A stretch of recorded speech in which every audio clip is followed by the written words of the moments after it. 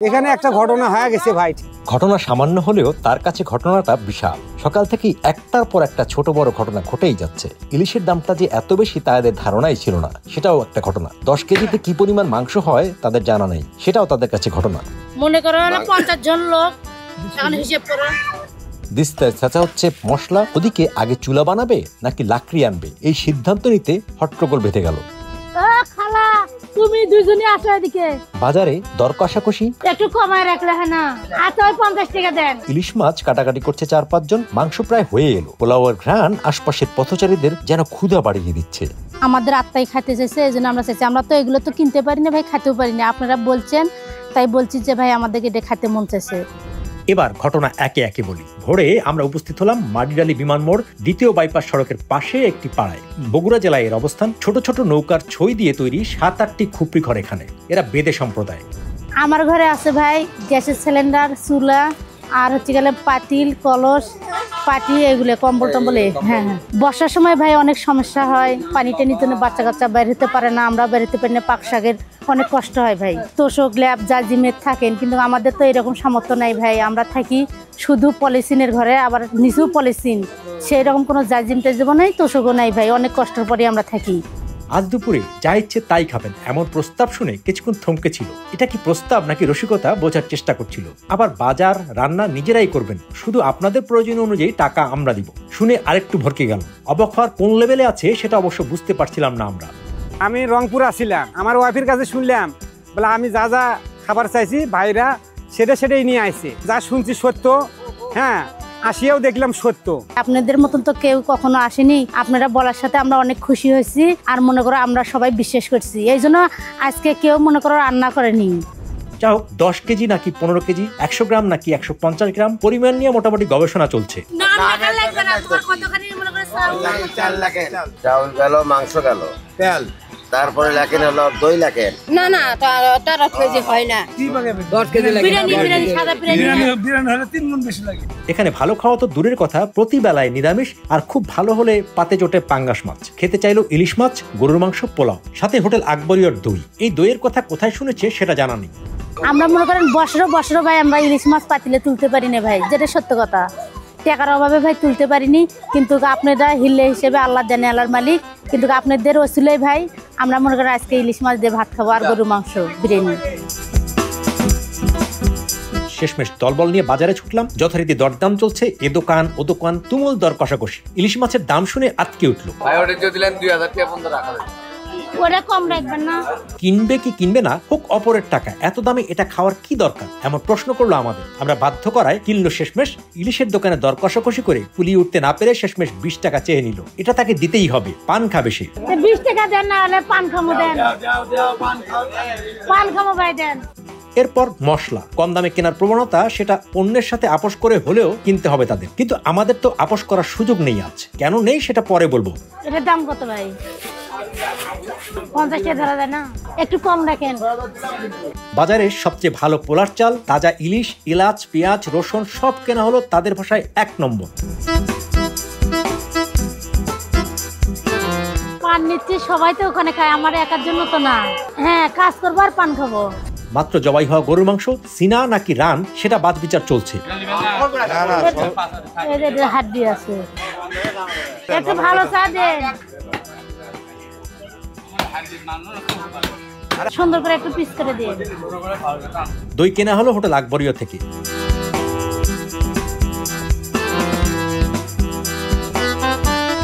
বাড়ি ফেরার পর বাজার দেখে বেজায় খুশি সবাই। চোখগুলো জল জল করছিল তখন। আগ্রহ উদ্যম বেড়ে গেল। শুরুতে সিদ্ধান্ত হচ্ছে চুলা বানানো নিয়ে। কোথায় হবে চুলা?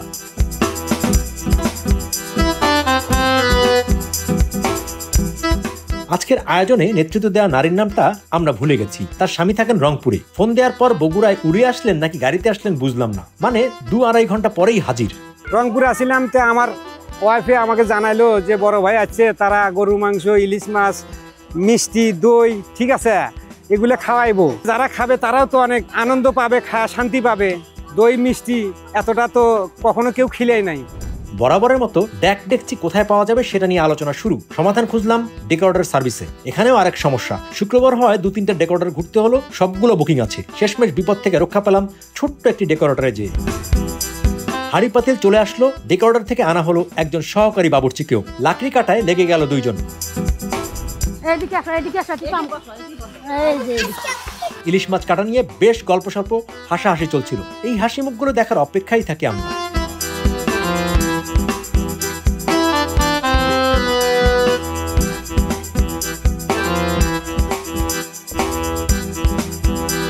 মাংস কাটা, পেঁয়াজ কাটা, দিস্তায় মশলা পেশা সব চলছে একসাথে। অনেকটা বিয়ে বাড়ি ভাব চলে এলো। আয়োজনে আজকে নেত্রী একটা গল্প শোনালেন। তার মেয়ের বিয়ের কথাবার্তা চলছে। মেয়ের বিয়েতে এত আয়োজন সম্ভব হবে না। আজ সবাইকে খাওয়াতে পারছে, এটা নাকি মেয়ের বিয়েতে খাওয়ানোর আনন্দের মতোই।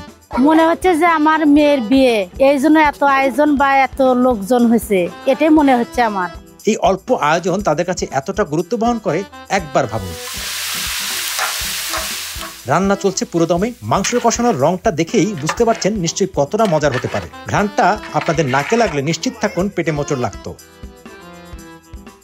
শুরুতে একটি কথা বলেছিলাম, এই আয়োজনে আপোষের সুযোগ নেই। আজ কেন নেই সে প্রশ্নের উত্তর দেই। কানাডা প্রবাসী, নাম প্রকাশে অনিচ্ছুক একজনের অর্থায়নে আজকের এই আয়োজন। তার সাথে প্রায় ঘন্টাখানেক আলাপ হয়েছিল ফোনে। খুবই আবেগী মানুষটি চলতির এই সেগমেন্টটি নিয়মিত দেখেন। কানাডায় একটি সুপ্রতিষ্ঠিত প্রতিষ্ঠানে কাজ করছেন। শুধুমাত্র মেধার জোরে তিনি এ পর্যন্ত এসেছেন বলে জানিয়েছিলেন আমাদের। তিনি এমন গ্রামে জন্মেছেন, বড় হয়েছেন, যেখানে মানুষ জানে না এইচএসসির পরের ধাপে কি পড়াশোনা করে মানুষ।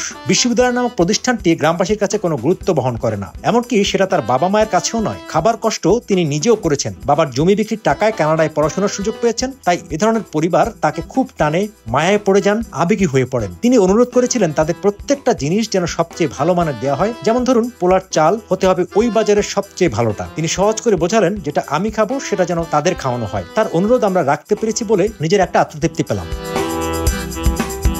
এত কথা বলছি, এর মধ্যে একটা ঘটনা ঘটে গেল। গরুর মাংসে লবণের পরিমাণ বেশি হয়ে গেল। এতগুলো মানুষ খাবে, চিন্তায় পড়ে গেল রাঁধুনিরা। এখন করণীয় কি? পেঁপে কচি কেটে মাংসে মেশানো হলো, এতে নাকি লবণাক্ততা কমে যাবে। হলো তাই। 50 জনের রান্না তো কোনোদিন করি নেই ভাই আমরা, ঠিক আছে? এই কারণে আজকে অজান্তে লবণ বেশি দিছি। তার কারণে আমার বড় ভাইদের পেঁপে নিয়ে আসিয়া কইলো যে বলে ওখানে দেওয়া মিক্সার হবে, হইলে পরে লবণ এলা মজবুত হবে।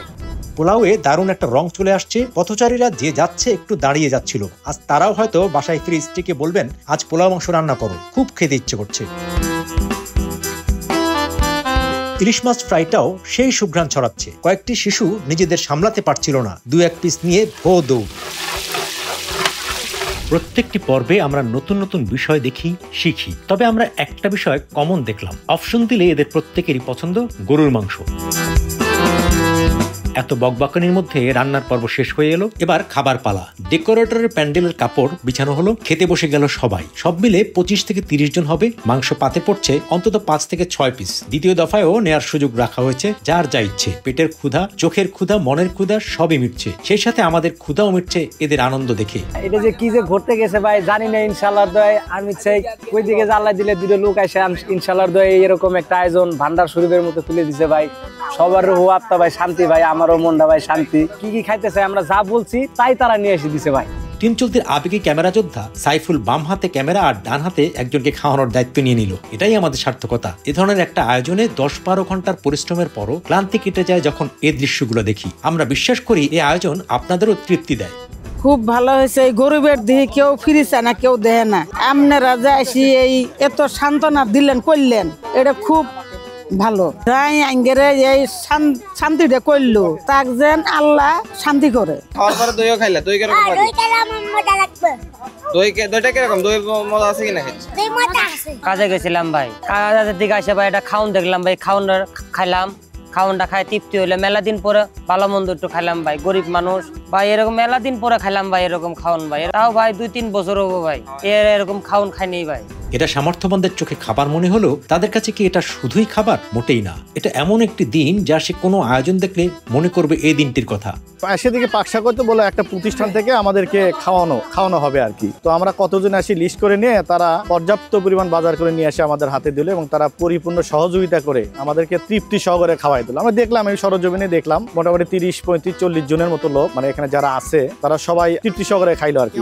দেখলাম যে মোটামুটি 1 ডাবু করে যে গরুর মাংস দেওয়া হয়েছে, করে 2 থেকে 3 জন লোক খাইতে পারবে একটা ডাবুতে। ইলিশ মাছ আছে, দই আছে, খাইছে এবং তারপরেও তারা প্লেটে করে নিয়েও নিছে যাতে আরো 1 দিন 2 দিন খাইতে পারে। তো আমি জিজ্ঞাসা করলাম এরকম খাবার তোমরা আর কতদিন আগে খাইছো? বলতে স্যার 2 থেকে 3 বছরের মধ্যে আমরা খাই নাই। তো আজকে আমাদের খাওয়াইলো, আমরা খুব তৃপ্তি সহকারে আত্মা সহকারে খাইলাম। মনে তৃপ্তি বইরা ভাই, গরুর মাংস, ইলিশ মাছ, এরপরে দই, পোলাও ভাত, শসা, অনেক কিছু ভাই একবারে শান্তি বইরা ভাই খাইছি ভাই। আমরা অনেক দিন ধরে ভাই খাইতে পারি না ভাই। আল্লাহ যেন আপনি করে শান্তি করে, যে আমাকে জন্য খানার আয়োজন করছে এদের জন্য আল্লাহ অনেক শান্তিতে রাখে। বাচ্চা কাচ্চা এবং গরিব দুঃখিনী জন আরো এদের খাওয়ানোর শক্তি আল্লাহ পাক দান করে দেয়। আজ বোধহয় বেশি বলে ফেলছি, তথ্য দেওয়ার চেয়ে আমাদের বক্তব্যই বেশি প্রচার করছি। আশা করি ক্ষমা সুন্দর দৃষ্টিতে দেখবেন। এই সেগমেন্টটি নিয়মিত প্রচারের একটি কারণ আছে। অসহায় মানুষকে একবেলা খাওয়ানোর উদ্দেশ্য নয়, দিন চলতি মনে করে এটা একটা সৌন্দর্যের গল্প। পুরো আয়োজনে এদের অংশগ্রহণ, বেড়ে খাওয়ানো, রান্না করতে করতে এটা সেটা গল্প, হাসি ঠাট্টা, আবার বিষাদ। এদের জীবনের অদ্ভুত সৌন্দর্য আমাদের ক্যামেরায় ধারণ করে আপনাদেরও সে আনন্দের ভাগিদার করার ক্ষুদ্র চেষ্টা। একটা ছোট গল্প বলে শেষ করি। ঢাকার মিরপুর থেকে নাম প্রকাশে অনিচ্ছুক একজন এই আয়োজনে অংশীদার হতে চাইলেন। তিনি একটি বিশ্ববিদ্যালয় কলেজের অনার্সের ছাত্রী। 2000 টাকা দিলে বাকিটা অন্য কারো কাছ থেকে শেয়ার করে করা যায় কিনা জানতে চাইলেন। এই ঘটনাটি আমাদের বেশ অনুপ্রাণিত করেছে। হয়তো বেচারের টিউশনের টাকা থেকে এই টাকাটা দিতে চেয়েছিল। কৃতজ্ঞতা আপনার জন্য, কৃতজ্ঞতা সারা বিশ্বের বাংলা ভাষাভাষী দর্শকদের কাছে যারা টিন চলতির সাথে আছেন। আপনারা না খেলে আমরা যাইতে দেবো না ভাই। না না না না ভাই, তাহলে মনে করেন আপনি এটা দিচ্ছেন, এটাও দেবো না, আমি যাইতে দেবো না ভাই। তাহলে গেলে জানগা। বিদায় বগুড়া।